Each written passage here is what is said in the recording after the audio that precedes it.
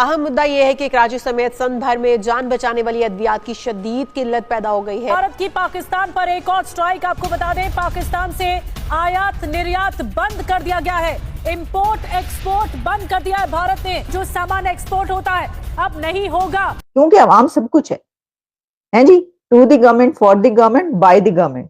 हुकूमत ये होती है। मार्केट में जो इतनी इंपॉर्टेंट अद्वियात है वो नहीं है। इंडिया को दुनिया की फार्मेसी कहा जाता है, और वो क्यों कहा जाता है वो भी अभी आपको बताऊंगी कि कितनी एक्सपोर्ट्स हैं। तकरीबन 162 से ज्यादा अद्वियात थी, जिसमें जान बचाने वाली अद्वियात भी थी, एसेंशियल ड्रग्स भी थी, और उसमें वैक्सीन्स भी थी।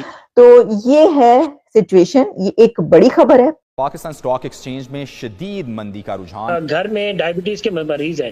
Even being a chairman of Pakistan pharmaceutical association, for me it gets difficult to procure an insulin और ये बाकी कैंसर ड्रग्स का मसला ये इंपोर्ट होती हैं। तो जब तक पाकिस्तान अपना मासूमियत उसके बारे में साबित न करते, अमेरिका फिलफौर पाकिस्तान पर इख्तिसादी पाबंदियां लगा दे। बहुत सारी अद्वियात जिसमें वैक्सीन्स हैं या एंटी कैंसर प्रोडक्ट्स हैं या बायोलॉजिकल प्रोडक्ट्स हैं, वो अनफॉर्चुनेटली पाकिस्तान में नहीं बनती, वो इंपोर्ट करनी लेकिन ये तो पड़ती हैं। उधर रावलपिंडी में जान बचाने वाली अद्वियात इस वक्त मार्केट में नापैद हो चुकी हैं। वो अद्वियात जो कि जान बचाने में मुआविन साबित हो सकती हैं, वो यहाँ बन ही नहीं पा रही, जिसकी वजह से ये शॉर्टेज हो रही है। एक और बात इसमें वो ये कि अभी हम देख रहे हैं कि ये जो है ना, ये स्टेप कराची समेत सन भर में जान बचाने वाली अद्वियात की शदीद किल्लत पैदा हो गई है। गुर्दों के अमराज, हेपेटाइटिस ए, रुबेला, हसरा और इस तरह की दीगर जो बीमारी और वैक्सीन है वो नापैद हो चुकी हैं। और इसकी वजूहात क्या हैं, क्यों ये अद्वियात जो है वो कम हो गई हैं या नापैद हो चुकी हैं, कि जो जान बचाने वाली हैं, जो ज़रूरी अद्वियात हैं, हम वो भी पूरी नहीं कर पा रहे हैं। बिल्कुल, टेटनस इम्यूनोग्लोबिन टेटनस के इन्फेक्शन रोकने के लिए इस्तेमाल किया जाता है। बर वक्त वैक्सीनेशन ना होने से तशन्नुज 30 से 40% केस में मौत का सबब भी बनता है। तो ये किसकी लापरवाही है क्या ये कोऑर्डिनेशन का फुकदान है, डिस्ट्रीब्यूशन का फुकदान है, या फिर वो अद्वियात जो कि जान बचाने में मुआविन साबित हो सकती हैं वो यहाँ बन ही नहीं पा रही, जिसकी वजह से ये शॉर्टेज हो रही है। जिसको दुनिया की फार्मेसी कहा जाता है, अब मैन्युफैक्चरर्स इंटरेस्ट में चाइना को बीट कर रहा है। रॉयटर्स की खबर, लेटेस्ट न्यूज आप तक पहुंचा रहे हैं प्रोग्राम ब्रेकिंग बैरियर्स में। मैं हूं आपकी होस्ट आलिया, और Alia show official YouTube channel पर आप सबको एक बार फिर वेलकम करती हूं। जैसा मैंने कहा कि इंडिया को दुनिया की फार्मेसी कहा जाता है, और वो क्यों कहा जाता है वो भी अभी आपको बताऊंगी कि कितनी एक्सपोर्ट्स हैं। लेकिन इस वक्त जो खबर आ रही है, जो कि रॉयटर्स पर पब्लिश होती है, और फिर आपको पता है कि खबर सबसे पहले रॉयटर्स से चलती है और फिर तमाम आउटलेट्स तक पहुंचती है, और रॉयटर्स की न्यूज जो इसीलिए सबसे ज्यादा क्रेडिबल कही जाती है। तो रॉयटर्स की न्यूज जो है वो ये है कि Indian medicine makers benefit from big pharma interest beyond China. और चाइना को बीट करने का या पीछे छोड़ने का ये ख्वाब अभी का नहीं है। ये जो इंडिया का एक टारगेट है, ये काफी अरसे का है। इस पर भी मैं आपको बताऊंगी कि ये कैसे ऐसा है। लेकिन खबर ये कह रही है कि जो चाइना है वो 20 ईयर्स से इसके ऊपर एक तरीके से उसकी मोनोपोली थी, और उसकी यानी आप ये कह सकते हैं कि preferred location for a range of pharmaceutical research and manufacturing services due to खासतौर पर लो कॉस्ट और स्पीड, यानी जो स्पीडी सर्विस थी उनकी और लो कॉस्ट की बिना पर पूरी दुनिया जो है सबसे ज्यादा चाइना की तरफ देखती। तो चाइना जो है इसके ऊपर एक तरीके से वो रूल कर रहा था।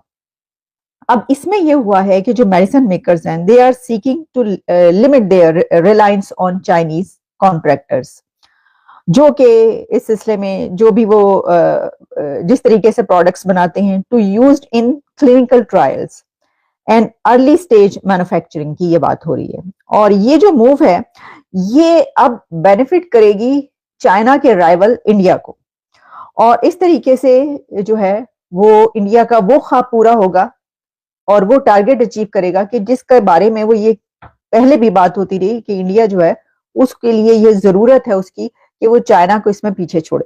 अच्छा, अब इसमें ये भी बताया गया कि कोई 10 interviews with 10 industry executives and experts से जो वो भी लिए गए हैं इस सिलसिले में, जिनका ये से है।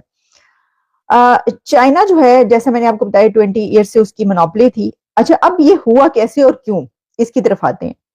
कहा ही जा रहा है कि हालांकि जो चाइना और अमेरिका है उसके जो रिलेशंस हैं उसमें ऊंच नीच आती रही और खराब भी रहे, लेकिन इसके बावजूद जो है despite that US China trade war जो है वो चलती रही और उसमें ट्रंप एडमिनिस्ट्रेशन जो थी उस दौरान भी जो है वो सही चलता रहा, कोई इतनी ज्यादा वो नहीं आई थी।